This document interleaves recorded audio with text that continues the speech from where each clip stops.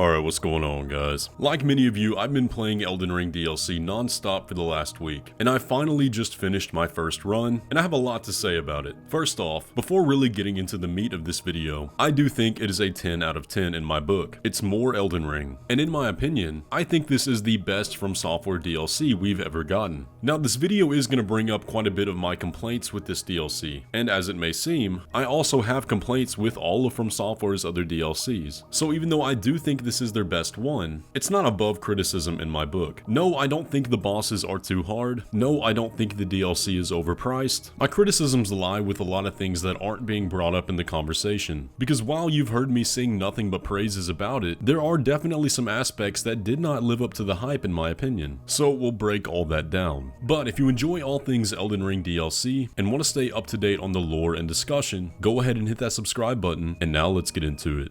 One of my favorite parts of this DLC were all the new weapon types that got introduced, and after playing the DLC and going back and playing a little bit of the main game, I think the great katanas are by far my favorite weapon in all of Elden Ring now, with my favorite of those being Rakshasa's great katana. The moveset is just perfect, and it hits like an absolute truck, especially when buffed with the armor alongside it, but simultaneously one of the best parts of the DLC is also one of my biggest criticisms with it. You see, they introduced all these new weapon types, but barely gave us any of them. For example, the great katanas, which I loved so much, there were only 3 in the entire DLC. The new dueling shield weapon type, there were only 2. The new throwing knife weapon type, only 1. The new martial arts that everyone was so excited about, there are only 2 variants. The new beast claws, only 2. 3 of the new light greatswords, 3 of the new backhand blades, but only 1 of those is an actual sword. And when it comes to the perfume bottles being a new weapon type, they are technically all the same, but there are 5 different elements. So technically, I don't think it's fair to count each one of those as an individual new weapon, which means that out of the 103 new weapons that the DLC introduced, only 17 were of the new weapon types. I can't help but feel a little bit let down by that, especially when many of them are really not that good. Not to mention, out of all the new main boss remembrances, only 1 of the remembrance weapons is of a new weapon type, that being Rellana's twin blades, which is in the light greatsword category. There really should have been more here, because the fact is, we've used the old weapon types for 2 years now. It's pretty boring to me to just be using the same type of weapon with the same moveset and not really digging into all that new potential variety with these new weapon types. I just think there was a lot more potential here, and I would have liked to see more.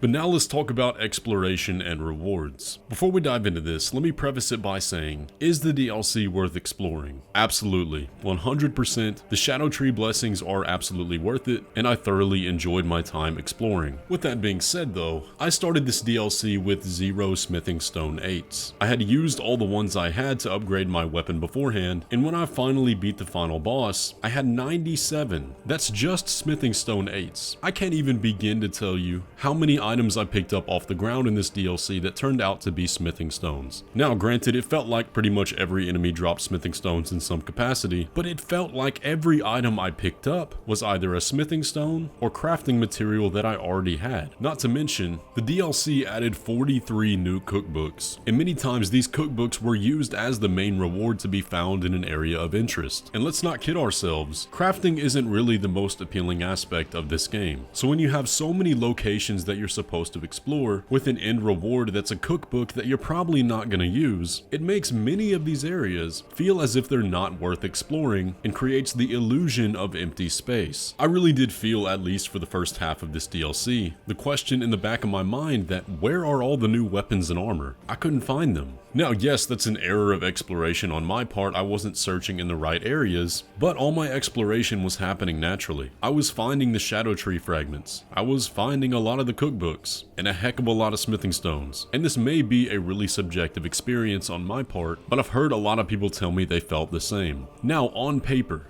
when we break it all down to the numbers, there are definitely rewards per area, ones worth getting. So why did I feel like I wasn't getting worthwhile rewards? It's hard to articulate exactly why. Perhaps it was the layout of the POIs. Perhaps it was because the weapons and armor that I was looking for were primarily hidden in the dungeons. I'm not entirely sure. But after I got halfway through this DLC, it made me very tired of exploring the overworld, simply because I felt like it wasn't worth my time. And as much as this gets thrown around, it is a bit true about the Land of Shadow. There is quite a bit of empty space. Let's look at the Finger Ruins, for example. These are massive areas of the map, with quite literally nothing in them. The only factors of the environment here are the leeches, which are incredibly annoying and will snipe you from across the area. There are no items to collect, except for the quest step whistles, which actually do have good talismans in them, but for such a massive section of the map, I was very disappointed to figure out how empty it was. Now I do understand from a lore perspective, and also from an aesthetic standpoint, what that feeling of emptiness conveys, and I do think it conveys it well, but we could have at least had a mini boss or something here. I don't know, man, this whole southern section of the map with the Cerulean Coast and Charo's Hidden Grave already being pretty sparse areas, having the Finger Ruins of Rhea be empty right off that, gave me the feeling that what I was playing was a bit unfinished. Now I know it's probably not, but I couldn't help but feel that way. Okay, now we're going to talk about lore, and unfortunately, if you have not finished the DLC yet, I need to talk about the final boss. So if you haven't beaten it yet, here is your spoiler warning. Click away now if you do not want to know what the final boss is. I'll give you 5 seconds. 5, 4, 3, 2, 1. I'm not gonna lie, I was spoiled on what the final boss was early. Unfortunately, because I really didn't want to be, but some of you guys are just straight up jerks. When this leaked, you guys spammed my inbox, and unfortunately I checked it. And when I found out that this was the final boss, my stomach dropped. I was thinking, why? That makes absolutely no sense. And now that I've beaten it, now that I've read the lore, I've gone through the item descriptions, it makes even less sense. Now I've lived and breathed Elden Ring for the past 4 years. We've been digging into the lore extensively, even hearing the wildest theories. And I can tell you right now, Radahn being Miquella's consort was never even a thought. There was virtually nothing in the base game to suggest any kind of connection between Radahn and Miquella besides the Battle of Aeonia between Melania and Radahn. And even then, none of the logical explanations of why it happened was to make Radahn Miquella's consort. That wasn't even a thought. Pretty much everything was pointing to Godwyn being Miquella's potential consort. For example, the entire point of the Castle Soul lore was that Miquella was trying to restore the soul of a demigod, and whoever this demigod was a comrade of Miquella. Now we have absolutely no connection between Miquella and any other demigod, besides a sword, a gift from Miquella, commemorating the death of Godwyn the Golden, saying, "Lord brother, please die a true death." And based on the fundamentals of the lore, in order to actually die a true death, the soul of Godwyn would need to be first restored. Now based on the new lore, we now have to believe that the lore of Castle Soul is talking about an unspecified nameless demigod with no significance. Okay, we also have to believe that because of Melania's scarlet rot, Radahn somehow had his soul separated from his body, which brings into question the entire point of the Knight of the Black Knives and the curse marks of death between Godwyn and Ranni, but I'll let that slide. The DLC then gives us an entire background between Miquella and Radahn, suggesting that Miquella wanted Radahn to be his consort because of his strength and virtue. But why would Miquella, the god of compassion, want a consort who is entirely devoted to war? One obsessed with the fighting spirit of Godfrey, even abandoning his family in Caria to serve the Order of the Erdtree, one which Miquella actively opposed. And let's just for a minute replace Radahn with Godwyn.